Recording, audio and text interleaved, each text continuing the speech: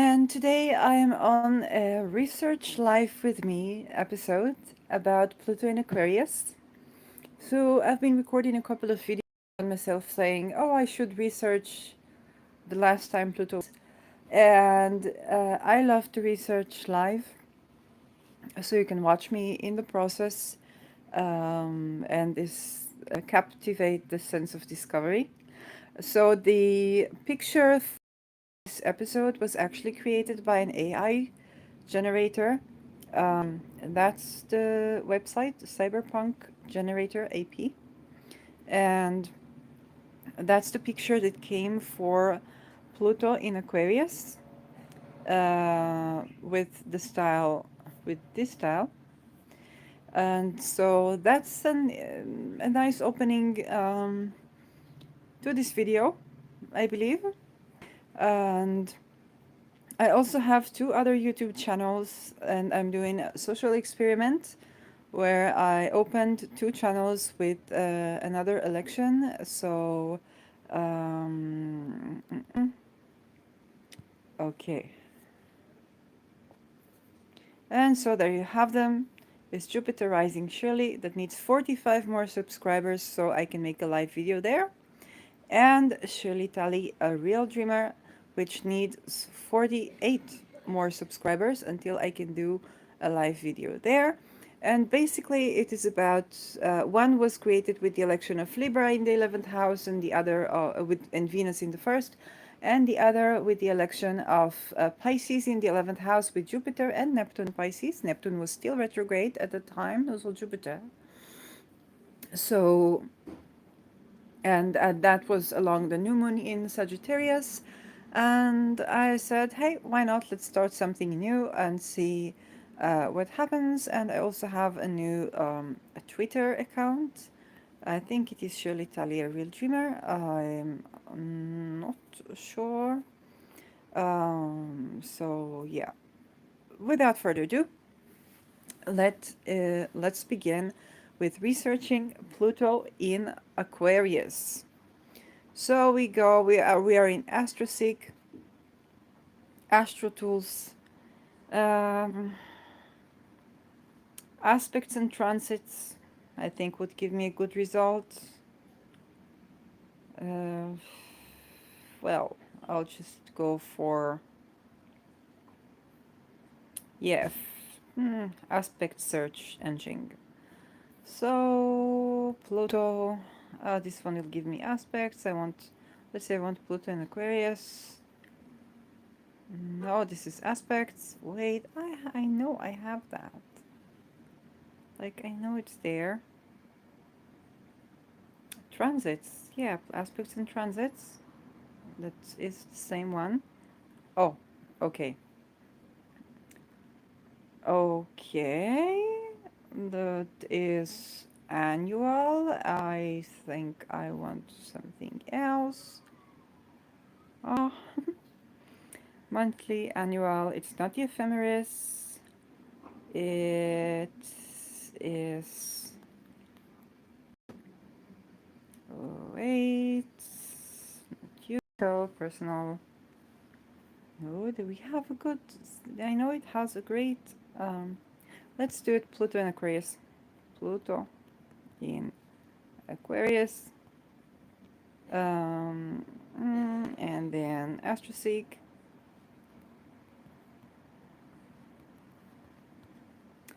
So I can get. No. Wow, what's going on? This is more difficult than I thought. Pluto in Aquarius, but I want the previous time where it was in Aquarius. That is the heck with it. I had it. It's easy. It's not the website. Okay, something's going on. I know Neptune turned direct, and it's not too far from my ascendant. We have that. This is not supposed to be difficult. Okay. It is Astro Tools. I'm sure of that.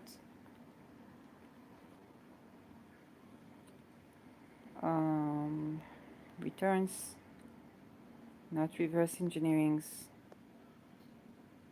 It's not ephemeral, it's stable. It is supposed to be this. Okay, let's go back. What's going on? Aspects, but it's not aspects, it's transits. Wow, I'm just gonna post where you should skip to, because I don't want to pause the video. Um,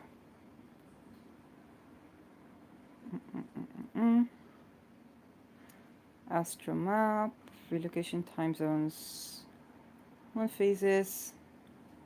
Wow, that's that is so weird.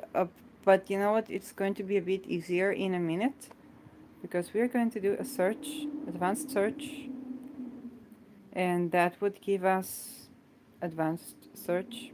Thank you, Pluto in Aquarius.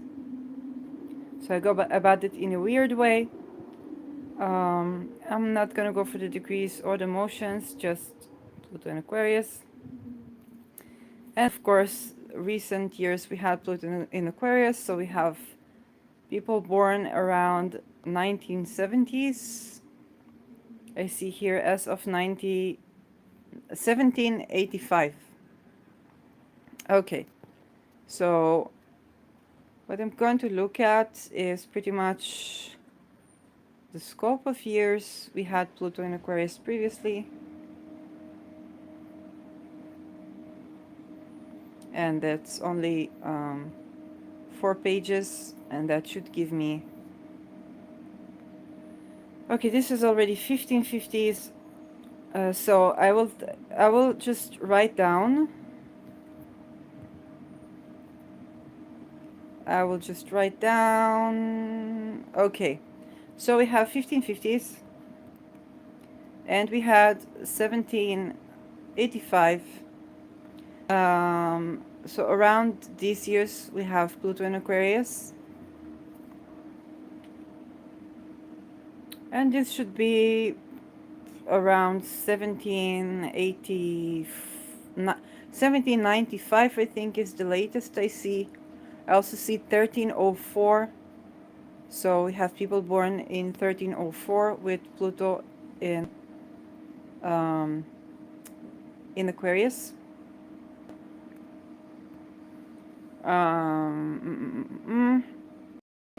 And 1794, 1795 is the latest that I see. So 1780 to 1795.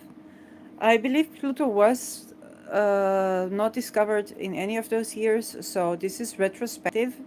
Check in when was Pluto in Aquarius. So you see the 1550s, 1785 to 1795, and 1304.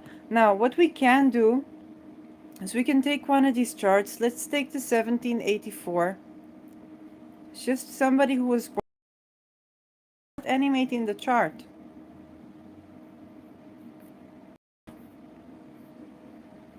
Okay, animating the chart. I know I can do this. I know it's possible to animate charts here. No.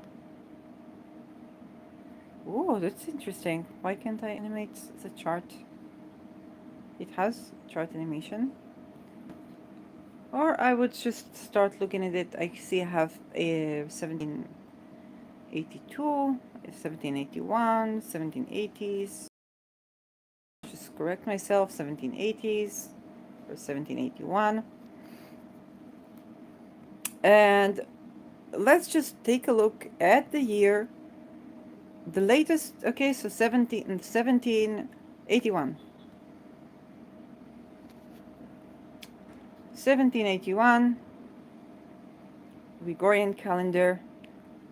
And I want to look at science. So we had astronomy. William Herschel observed Uranus. So Uranus was discovered in March 13, 1781. Something to remember. Mars 20, dwarf galaxy. So this is astronomy. Messier object, binary stars is published. Okay, so those are discoveries in astronomy. New planets that were discovered that year. So the use of microscope to describe the axon of brain cell. So looking into the brain cell. Pluto is involved in cell. Okay, so observing cells is something that I would associate already with the Pluto in Aquarius. General synopsis of birds. Okay, I'm not going to go too deeply into that. So this is chemistry. Coal tar, manufacture of coal, granted British patent for the manufacture of coal tar. So we had a patent, byproduct of coke and coal gas from coal. When they say coke, they mean this coke, okay? Not Coca-Cola. This is coke.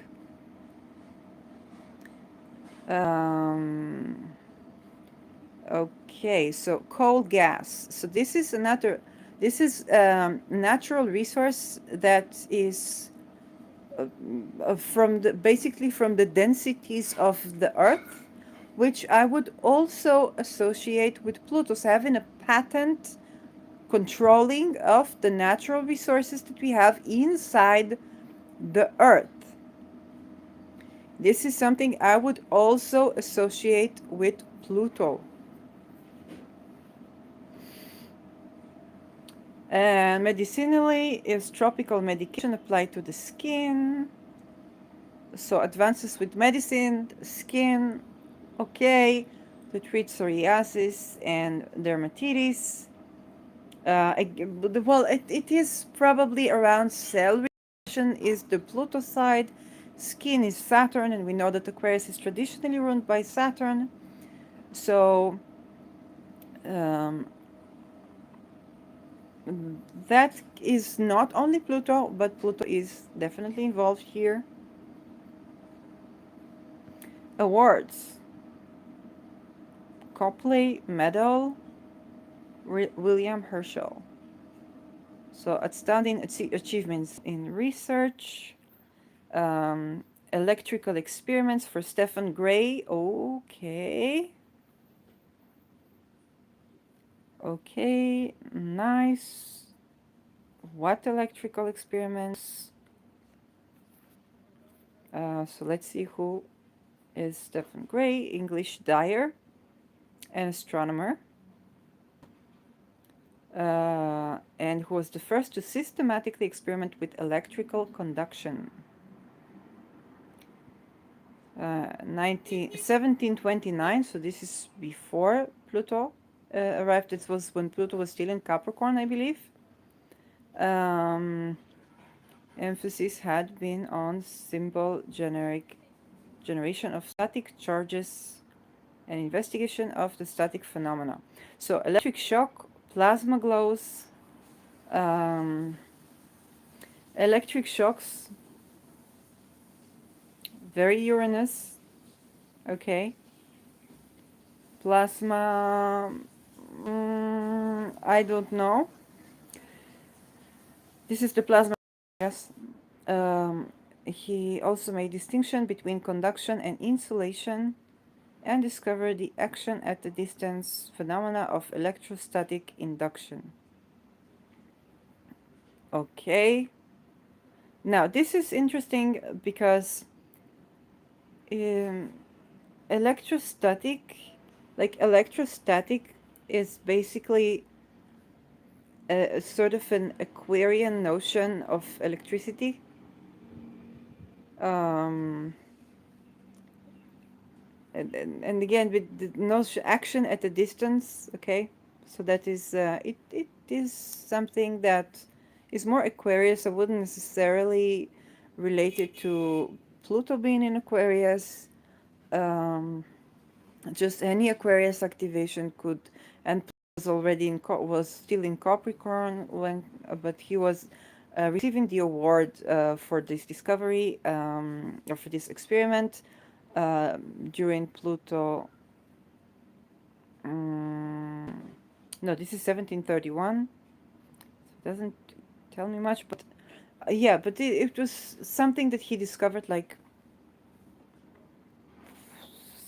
40 years ago. Okay, weird. Was given to someone named William Herschel. Okay, so this is the award winner at the time. Now it makes more sense because that was the award, which was not Pluto and Aquarius, but this person won an award for his scientific achievements as astronomer and composer. Okay, collaborated with his younger sister. So that is not something that I would attribute to Pluto in Aquarius. It's probably something to do with an outer planet or the 12th house or Uranus in relation to Venus or Neptune. I would not associate that with Pluto necessarily. Um, Here we are already in 1802, not the scope of the research. Okay. Birds, poet and botanist. Okay. Physician. We have John Walker, chemist, English chemist. So that might be more interesting that we want to look at later. Engineering depends on what type of engineering. Mathematics, obviously, but it's any activation of Aquarius. It's not just Pluto. Zoological Society of London. Um, Civil engineering, again, this one beginning to show more Plutoness. And we might want to take a look at this chart. So James Walker, Scottish civil engineer. Mathematics, Scottish physicists. Okay, that is, I think, less relevant. But you know what? Let's check. Italian physicist. Okay. So this is 1781 in science. And let's go to 1782. And we already talked about aviation, which is not surprising, right? A hot air balloon. Flying a hot air balloon floats 2 kilometers. Hot air balloon. I still wouldn't necessarily ascribe it to Pluto. But yeah, of course, there are big advances. Any activation of Aquarius with outer planet will give me big advances. I wouldn't associate that directly with Pluto.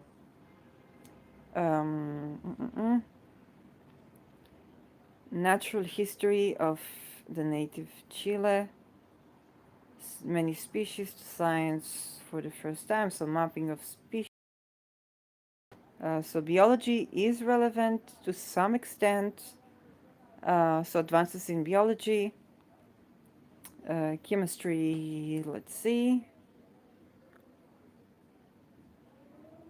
So the role of heat in various chemical changes. Again, Aquarius is considered a hot air sign. So, but I think air element is considered anciently considered hot element. So I would not. So the role of heat, so the role of energy, the role of air in chemical changes. Chemical changes is something that I might ascribe also to Pluto, but you know what? Not necessarily. Not necessarily chemistry, it's also Mercury. Like it can be some, local thing in outer planet activation, just an activation of Aquarius. Um, Thermochem. So the foundation of thermochemistry. This is something that probably is related because it's a foundation of a new field of study to do with energy and um, matter, basically chemistry, right? It's still energy in the physics form of energy. It's not energy as the spiritual discussion about energy, but we have here the foundation of thermochemistry. Probably embark into Aquarius for good. So we already have something that we used to think of as matter receive some in terms of um, energy form, and I mean physics energy form here, not the spiritual attributes of energy form. Um, and so have a more chaotic pattern uh, by merit of us dealing with something that's closer to waveform than to particle movement.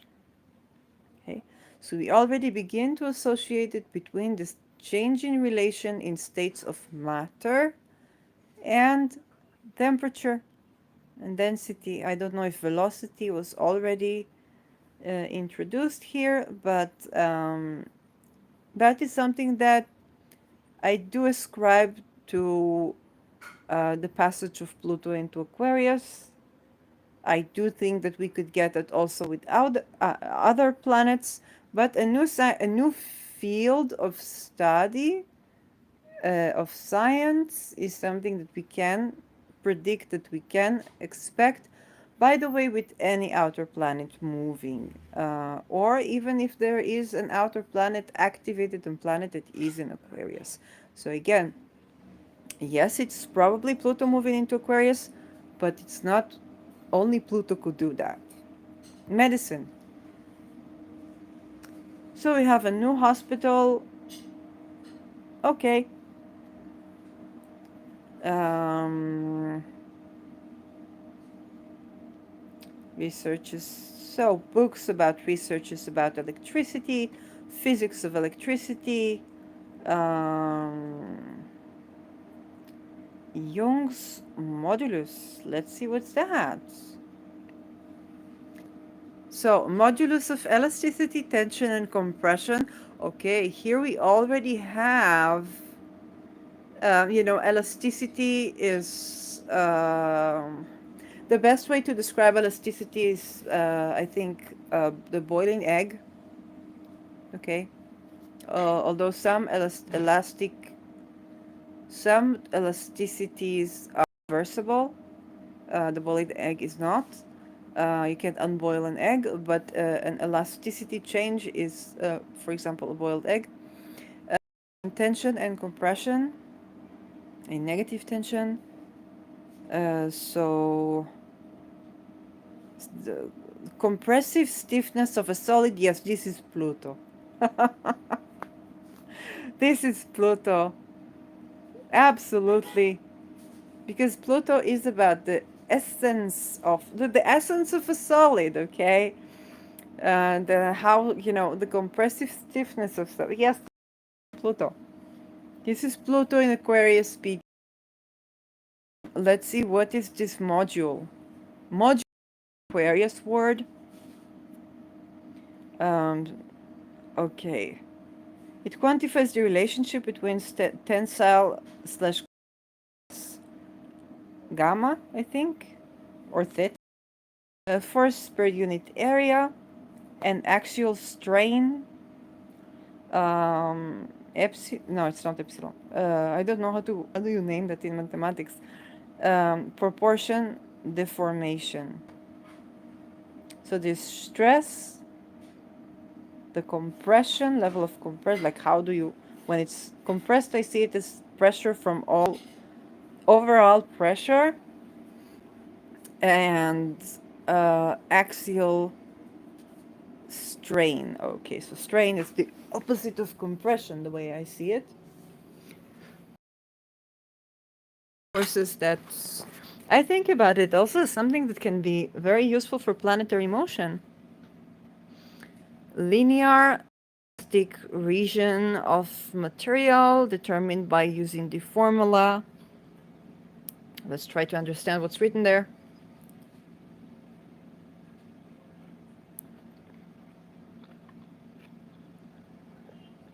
Okay, and this is fracture.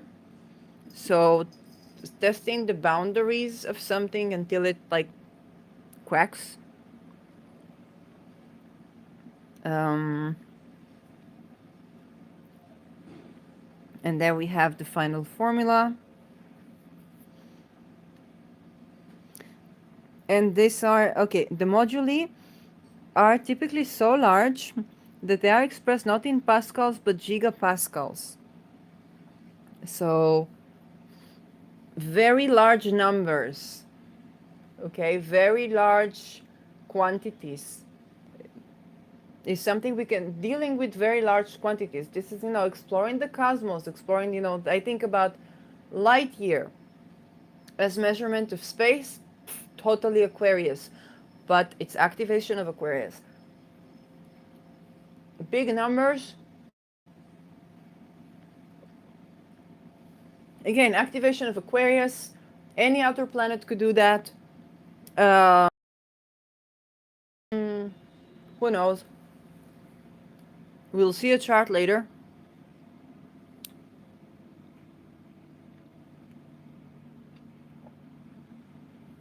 Jung's modulus is named after Thomas Jung,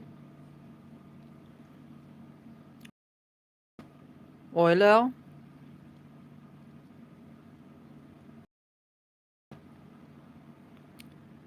so, and then we have something that began in 1782, and then 25 years later, we will have the module. So it's interesting. And this is the person, Giordano Riccati. He publishes these experiments that will later be the establishment of the module of that we just discussed. Technology. Marine chronometers.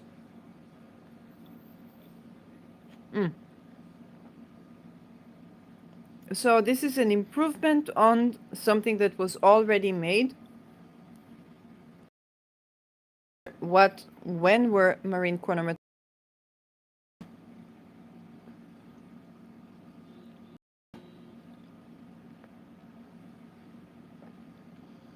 Okay. So longitude, Greenwich, GMT. Okay, this is, well, if you talk about navigation, the people used to navigate with the planets. And this one,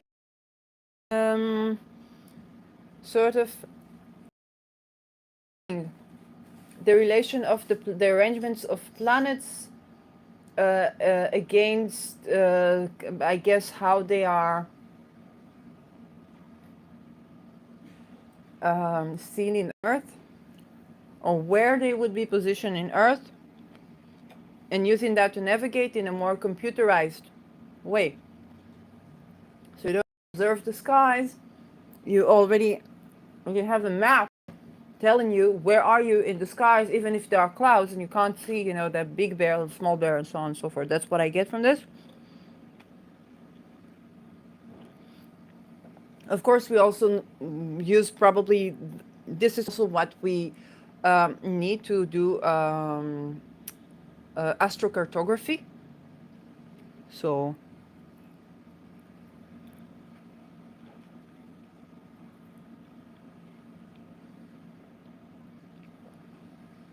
okay. The age of, okay, so this one is very important because this technology allowed people to navigate more easily, and that allowed the age of discovery and colonialism to accelerate.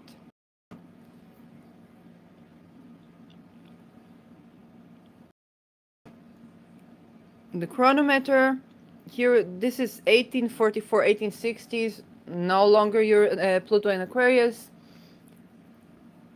but the foundations or improvements upon the foundations took place during Pluto and Aquarius. The implementation, the actual navigation would take you another 100 years.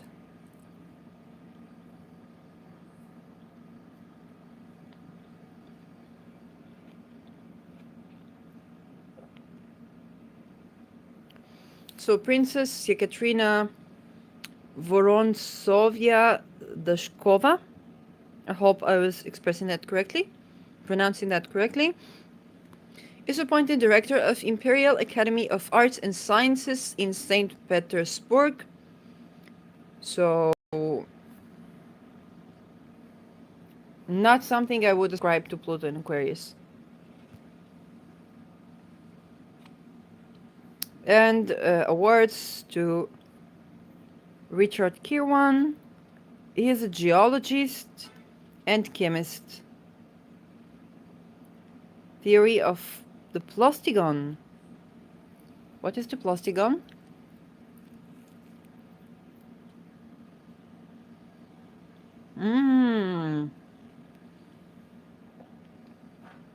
Belief in a fire element. Releasing through combustion.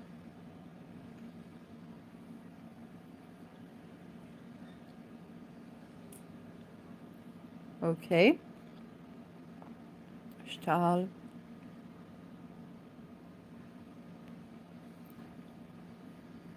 Okay, they try to explain rusting. And we understand that air is involved.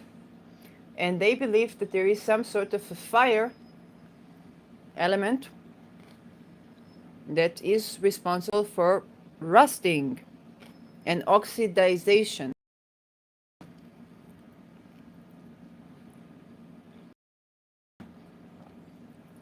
So the earlier explanations for rust and the process of oxidization were heat related, and they believed there was a flame that creates that. Now, if we take a look at chemistry, forces of attraction and repulsion between electrons that can, meet each other, of course that generates heat. It's the gaps, the gravitational gaps that attract something, and then when that something moves, the heat is generated. So we have the role of gravity within heat generation. And so they believe that there's an element of fire that is involved in this process. But, of course, when you have a chemical process, a chemical reaction, of course it generates heat because things move. It doesn't have to be heat like, the inferno. It can be just a slightly greater temperature than the temperature we would expect outside of the chemical reaction.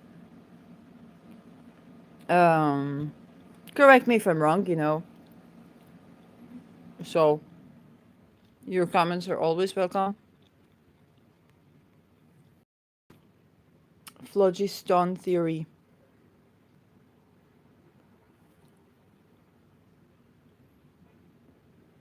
Okay. So we sort of got the idea. And Richard Kirwan won the award. So because Pluto will later be associated with A-bombs, and know that A-bombs is high acceleration that is used to basically get into the nuclei or dissolve the nuclei of an atom.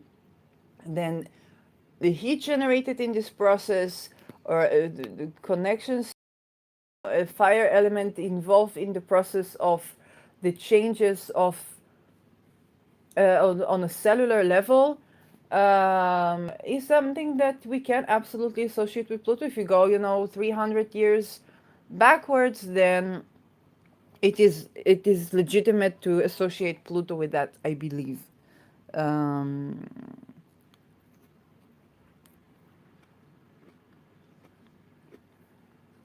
so botanist, naturalist and explorer, geometer, mathematician who studies geometry.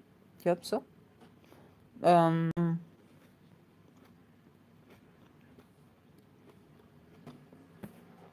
William Emerson dies. Okay, moving on.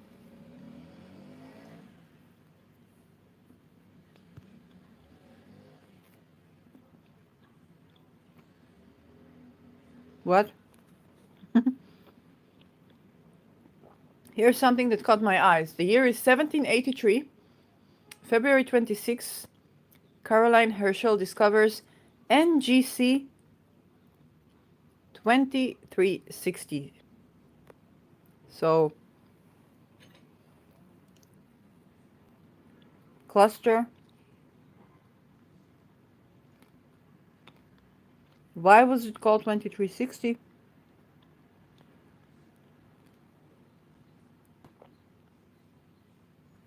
Canis Major. It's very red.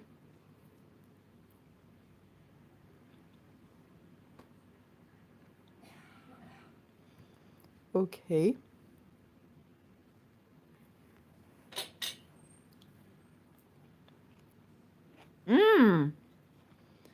On May that year, 1783, John Goodricke presents his conclusions that the variable star Algol is what comes to be known as an eclipsing binary to the Royal Society of London. So this is where we modernly discover that Algol is basically more than one planet, and we have planets eclipsing each other.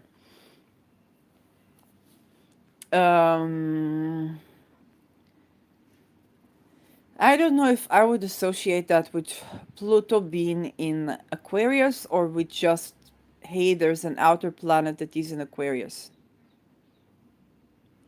Like any outer planet could probably do that. Passes over Great Britain. Okay, great meteor passes over Great Britain. Exciting scientific interest. That's something that also Uranus could do, but definitely also Pluto. So both Uranus could trigger such a thing, and Pluto could trigger such a thing.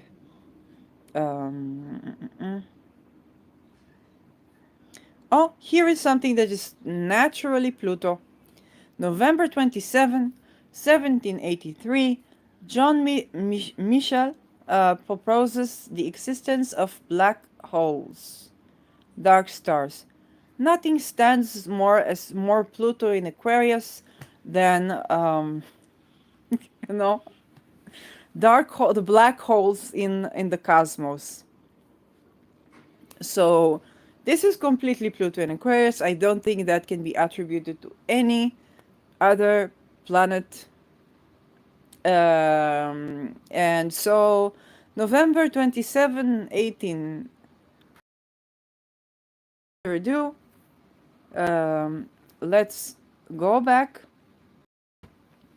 to our planets and just look for a date. So November 27, 1783. 83. Natal chart.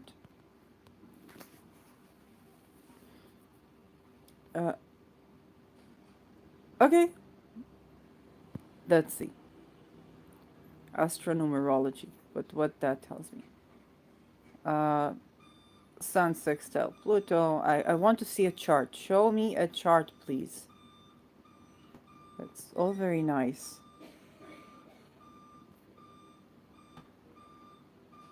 Okay, so on March 18, 1783, we had a total lunar eclipse. That's 1783 in Aries.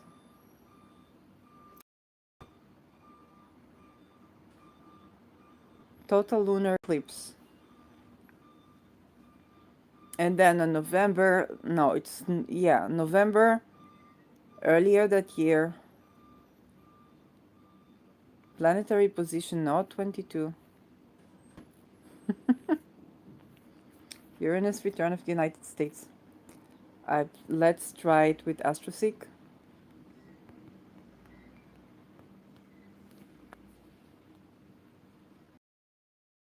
Not Washington Irving. No, thank you. I want not a bear chart. Not planetary hours today.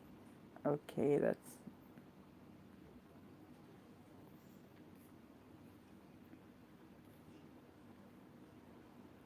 um this is ephemeris, but I want to see a chart. I want to show you a chart.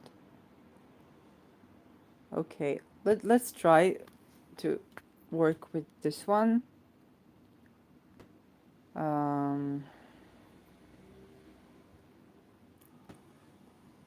I want November. We would have one on September. Partial solar eclipse in Libra. Eclipses are changes in the way we see things. So on a mundane level, they can be a change to an improvement on scientific theory. But let let's see if we can get to animate this. Yes, we can. So let's animate in 2 months, and then one day. So November 27, 1783. Of course, ascendant won't tell us a thing. The moon, the moon is around Capricorn, so it has conjuncted Venus, and we have a Saturn opposition Uranus, Pluto in Aquarius. Pluto is trining Neptune. Here, sextile in Mars applying to sextile. And we have this interesting triangle between two luminaries and Pluto. Um, Saturn opposition Uranus. So changes to the structure, revolution against the structure of things. A black hole.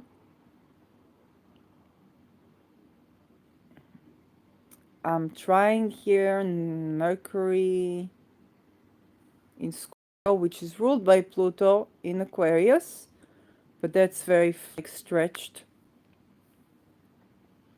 So this is Pluto in the first decan of Aquarius. No, I don't have anything smart to say about this chart.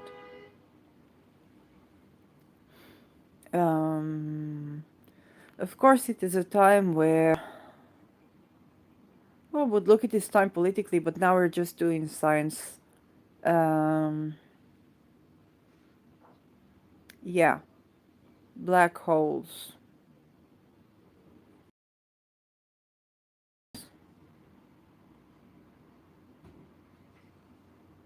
Yeah, we know Mercury. The moon is making an aspect to Mercury.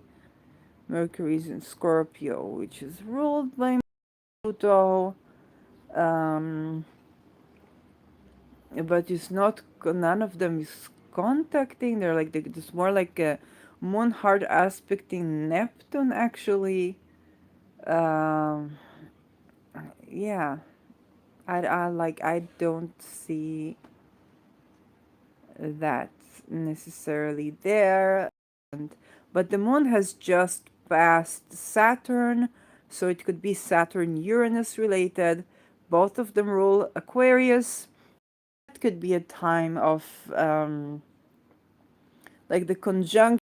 It can be a time of a new concept of the structure of something cosmic or something in space, and that would be black. So that could be the case. Like the moon crossing over Saturn earlier that day probably would have been more related to the Uranus, a new revolutionary um, theory, and that is of the structure of the way the cosmos is structured, introducing black holes, and that is something, an element Pluto that is in Aquarius. So I think it is okay. I think I did not like, coerce the facts to fit. I think it is something that can work as an explanation. So this is an interesting chart to look at um, for science. So like I said, things to do with cellular structure, and therefore back then it was chemistry. Now maybe nanotechnology. We've already had nanotechnology, but something like that. The cosmos. So we're talking about black holes. So further advancements around black holes. Note that this was 300 years ago that we talked about black holes, right? Um, So further advancements around there is this talk about dark matter, so yeah, we may have that, and perhaps plasma was also, because like invisible matter, but invisible matter to me is more Neptune than Pluto. But also we have here a Neptune Pluto trine there, and we do have a Neptune sextile Pluto, which we need to understand. Pluto is still sextile Neptune in the context of Pluto and Aquarius. That draws, and of course, the just Pluto sextile Neptune. So Pluto sextile or trine in Neptune, or even the hard aspect in Neptune, is another point that we can research into the past to see what we are expected to see. And because of the nature of Pluto and Neptune, they have double hidden stuff. Hidden in the fact that they're not talked about, or that we have taboos around scientific discoveries. Topics that were taboos to looked at will be explored, and Neptune is invisible, that which we cannot see. Okay, so exploring the invisible realms, exploring also on the spiritual level, spirit and science and all that, it will still be around. Like, I don't see a materialistic dogma, at least around the time where Pluto still styles Neptune for the upcoming um gravitational forces, so gravitational heat and gravitation, which I think is probably, like, we do discuss mass and in relation to thermodynamics. So mass is a parameter also already in thermodynamics. It's nothing new, but that brings me back to the 1500s. And so I want to see, first of all, what's going on at the 1500s, and so 1550. So we go even backwards. 50 in science. So 1550 in science, medicine. St. Thomas Hospital, medical school in London. So we had a new hospital. Um, Gardens in Tivoli. Oh, nice. So agriculture. And we know the gardens in Tivoli had their own special structure, hidden hydraulic features. So, okay, I I'm expecting a Pluto Neptune. I'm expecting there to be another Pluto Neptune connection. Okay. Hydraulic features, yes, absolutely. Controlling the waters, totally Pluto Neptune. Um,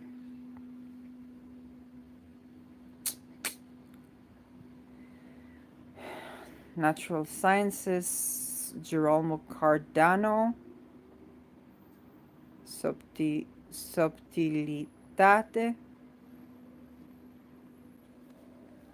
navigations and travels, explores first-hand accounts of their travels, first work of its kind, traveler step. So this is interesting because right now we ascribe traveling to Sagittarius, and that's true. But remember that traveling in the past was more like exile. There was a lot of relation between being in exile and traveling, and the reasoning for travel. So and the exile, while it can be Neptunian, like Pisces stuff, it can also be a space, and it can also be the stranded outside of structure, which can be Aquarian. Okay, so in that sense of travel, travel to space, or travel to a place that is way beyond what you would consider traveling for leisure or business, that would probably be Pluto Aquarius. So it's true that colonization was not Pluto Aquarius. Why? Colonization was traveling for business. But here we talk about more like exile. So it's not Sagittarius. It's also not a pilgrimage. Okay. It is about exploration, but I think it is science exploration. Okay, that's interesting. Let's go and see more about this person in the new fronts. So we have new maps of the world in up. General map of the newly discovered parts of the world, 1556. So discovering the world back then was pretty much like I believe what discovering space is right now. Um, yeah, so this is an Italian collection of travel books. Just each and one of these is fascinating in itself. Italian polymath. So Gerolamo Cardano, um, 24th September, 50. Okay, then he was a proficient physician, biologist, physicist, chemist, astrologer, and astronomer, philosopher, writer, and gambler. What a mercurial spirit, huh? um, one of the most influential mathematicians of the Renaissance, and key figures in the foundation of probability and the earliest introduction of binomial coefficients. So here we have two things. Okay, we need a chart of this person that was Aquarius, and the chart of his discoveries. So this one is definitely something to bookmark. Um, this one is definitely something to bookmark. Lived 74 years. That's respectful. One of his notable students was Ludovico Ferrari. Now, I wonder if that has to do with the Ferrari. He was mathematician, who knows? But not yet. Okay. He influenced Pascal, Vite, Formet, Newton, like everybody, the big names. And he was influenced by Archimedes, Muhammad ibn al-Musa al-Khwarizmi, I think it was mathematician, and Leonardo and Fibonacci, of course. On the spirit of my episode. Not gonna look at this debt now. So we have births, mineralogist, mathematician, French surgeon. Okay, but this is still not Pluto. It's more like Mars, Saturn. Neutral historian, natural historian, Dutch explorer, French inventor, and artist. Okay, just sort of Aquarian figures. Coming up to Pluto, we looked at the past. This is just the science segment, and here, but let's look at the 13. Let's just do a little bit more. 1304.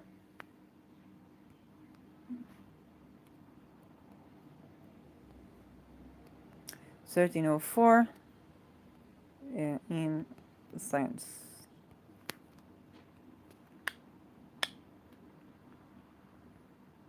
Oh, that's interesting. This is an actual. Oh my god.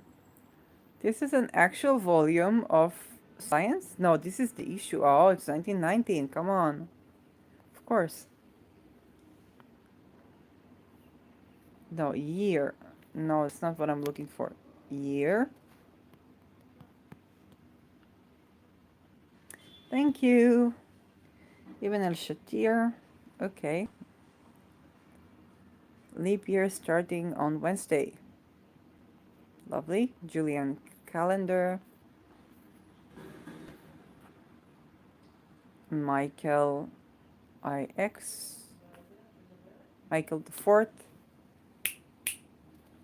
Events.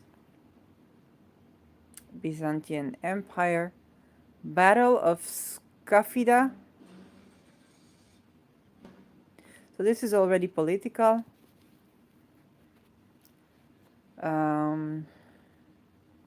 Near Sozopol, Bulgarian Black Sea coast.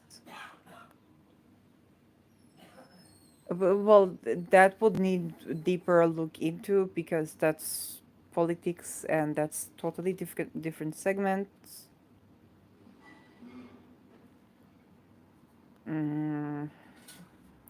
Like probably I would expect new type of weapon at that time if the Pluto relation. Yeah, doesn't tell me anything much. Ibn al-Shatir lunar model. He was born in 1304. He was astronomer, mathematician, and engineer. So that's interesting to have a person who advanced science at his time. Was born in Damascus. Astronomer. Let's see, what was his important discoveries? So he reformed the Ptolemy the sun, moon, and the planets. Incorporated the Ur dilemma, which I don't know what it is, but eliminated the need for an equant, or the equant is probably what we call antisha. Have a larger circle from the no, a point on the opposite of the center of the larger circle from the Earth. Is that antisha? No, I don't know. Introducing extra epicycle. 2C couple. There are a lot for me to learn, so this is also someone to do a Spirit of Matter episode about. So he was more leaning towards Copernicus, to what Copernicus did in 16th century. So of course we can expect with every triggering of the Pluto in Aquarius, or a person who has Pluto in Aquarius, but this is not Pluto, it's just any activation of the Aquarian archetypes would give us a new scientific revolution. Okay, now Saturn again, it's only 2 years. It's not enough, even with the square to Uranus. It's not enough to activate the cycle. Okay, Uranus in Aquarius, already 7 years, more like it. Um, but then think about. I would like to see, I would like to get a closer look at Neptune in Aquarius before I can compare. And I don't know if I do it now. Um, So thank you for liking this. Um, Pluto in Aquarius. So any activation by like real outer planet, like Neptune, like Pluto, or like asteroids that move slowly, like who know? Like I don't think we have Sedna in. Do we have like information on Sedna in Aquarius? Any of these would activate a scientific revolution.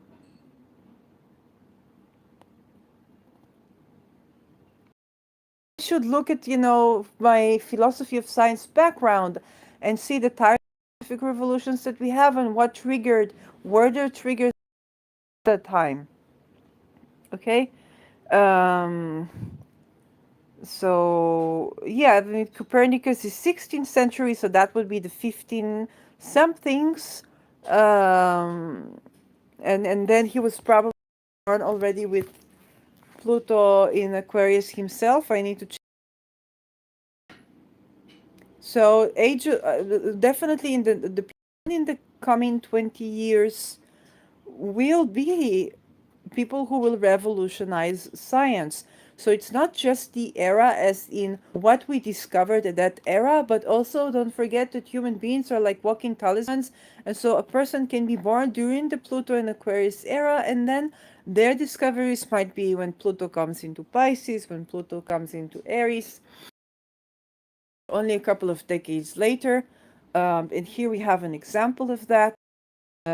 So revolutionary people, um, polymath perhaps, people who would change the way we look science completely. And of course we can also have that with the rulers. This is why when I say, oh, Uranus is applying to trine Pluto, I get excited because that obviously is another signal of people who will be a part of a scientific revolution, were born with that in their charts. So here, consider scientific revolution before the Renaissance. So we have, the 1300s, we have a scientific revolution before the Renaissance, 1500s, which is obviously Renaissance, 1700s, which is Industrial Revolution. We are in for some funny 20 years. Interesting 20 years.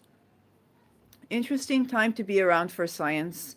So it not just, well, I see it as not just the nature of Pluto there, but just the fact that there is such a magnificent force that is slow moving and activating any luminary touching there and any personal planets touching there. So that is the signification. And before I flat on my face, I'm going to say thank you for researching with me live. And please feel free if you had any related video to Pluto in Aquarius that relates to what was when Pluto was in Aquarius or what will be. And again, we only did a small section of science here. There's much more to do. There is politics to do. A ton of other things to do. If you definitely contribute to this discourse and you want to be noticed, so feel free to drop a link of your video in the comments below, and we would love to get educated together. I would not consider it misuse of this platform to advertise yourself if you do make an actual contribution. So I'll see you in the next, and have a great day. By then, bye bye.